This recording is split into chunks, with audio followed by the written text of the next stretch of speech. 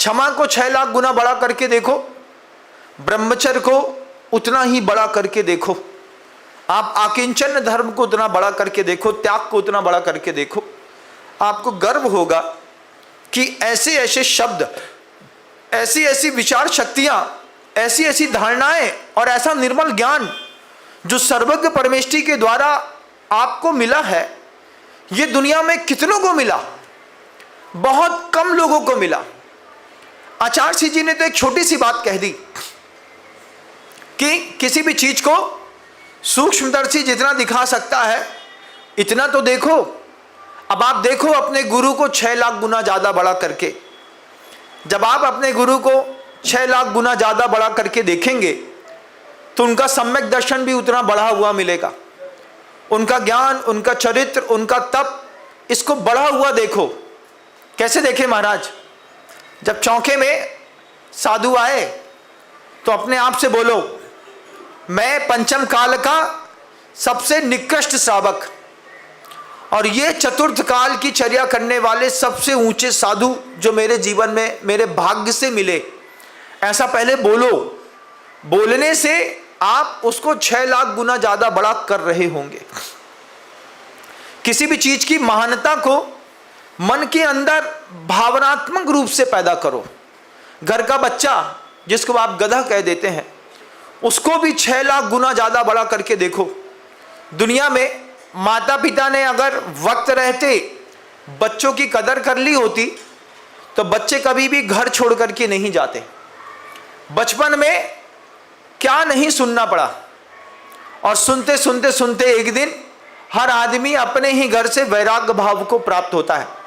लेकिन बचपन में उसको भी 6 लाख गुना ज्यादा बड़ा करके देखो। भविष्य देखो, भविष्य में वो क्या रूप लेकर के सामने खड़ा हो सकता है। किसी की रियलिटी देखना हो तो गुरुजी कहते थे रियलिटी से अच्छा उसकी पॉसिबिलिटी देख लीजिए। ये किस चीज को और पॉसिबल कर सकता है, कौन सी ऐसी चीजें हैं जिसको ये और इंप्लीमेंट करके और बड़ा हो सकता है। अब आप देखने का अपना नजरिया बदलिए। हम लोगों ने पहली बार दूरबीन देखी, दूसरी बार मैग्नीफाई ग्लास देखा। पहली बार जब सूक्ष्मदर्शी देखा तो शिक्षक ने कुछ और समझाया था, लेकिन जब गुरु ने समझाया और गुरु की बताई बात में जब हमने गुरु को खुद देखा, तब मेरा गुरु हमारी उम्मीद से कई गुना ज्यादा बड़ा निकला। जब मैंने देखा, अपने को देखो फिर अपने गुरु को देखो, दोनों को देखोगे तो पता चलेगा कितने महान हैं। आज आप जब कभी भी किसी भी आचार्य जी द्वारा स्थापित किसी प्रकल्प पर जाकर के गुरु जी को देखेंगे तब वो चीज दिखाई देगी 6 लाख गुना ज्यादा बड़ी। आचार्य भगवंत कहते थे, प्रवचन देने वाले समाधान करता नहीं हो सकते, समाधान देने वाले ही समाधान करता हो सकते हैं। अहिंसा का प्रवचन दे दिया और जब गाय के दान की बात आई तो बोलते हैं भैया सोच के बताएंगे। ऐसा नहीं होता। आपके पास जो सामर्थ्य है उस सामर्थ्य का आपको तात्कालिक प्रयोग करना पड़ता है, और ये तात्कालिक प्रयोग सारे लोगों ने किया। जितने लोगों ने अपनी धन संपत्ति का आज जो उपलब्ध है उसका हम तात्कालिक प्रयोग करते हैं। उस तात्कालिक प्रयोग करने पर दैवदय गौशालाएं जैसे गौ संवर्धन केंद्र खुले, उस शक्ति का तात्कालिक प्रयोग करने पर प्रतिभा स्थली जैसे विद्यालय खुले, उसके तात्कालिक प्रयोग करने पर कुंडलपुर के बड़े बाबा जैसा विराट विशाल मंदिर बनकर के आज हमारे आपके बीच में तैयार है। आज कोई जैनियों से पूछे कि जैनों की आइडेंटिटी के नाम पर तुम्हारे पास क्या है, आप कुंडलपुर के एक बड़े बाबा का मंदिर बस दिखा दीजिए, लोग बोलेंगे क्या ताकत है जैनों की, इतना ऊंचा शिखर कैसे बनाया होगा। पाषाण के मंदिरों का इतना बड़ा निर्माण, लेकिन जनता की शक्ति के साथ। उसमें गुरु महाराज जब थे तो गुरु महाराज के रहने पर आचार्य श्री जी के साथ जनता का भी वैसा विजन रहता था। जनता गुरुदेव पे सम्मोहित थी। आप जो बोलो, आप जैसा बोलो, आज भी गुरुदेव पर ही अपना सम्मोहन बना के रखिए कि गुरुदेव जो बोल गए हैं उसको हमको आपको भी व्यवस्थित करने की एक जवाबदारी है। ऐसा नहीं कि वो गुरुदेव का प्रकल्प है, वो अहिंसा का प्रकल्प है, वो मानवता का प्रकल्प है, वो दया, क्षमा और जैन धर्म का प्रकल्प है, इसलिए आपको उसको पोषित करना पड़ेगा। आप सोचते हैं कि मैं इसको पोषित नहीं करूंगा, आप पोषित मत करिए।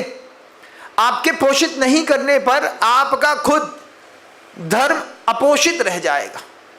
इसमें न्योन नान्यति धर्मस्थान गर्विताशय सो तेज धर्म मात्मीयम न धर्मो धार्मिकैर बिना।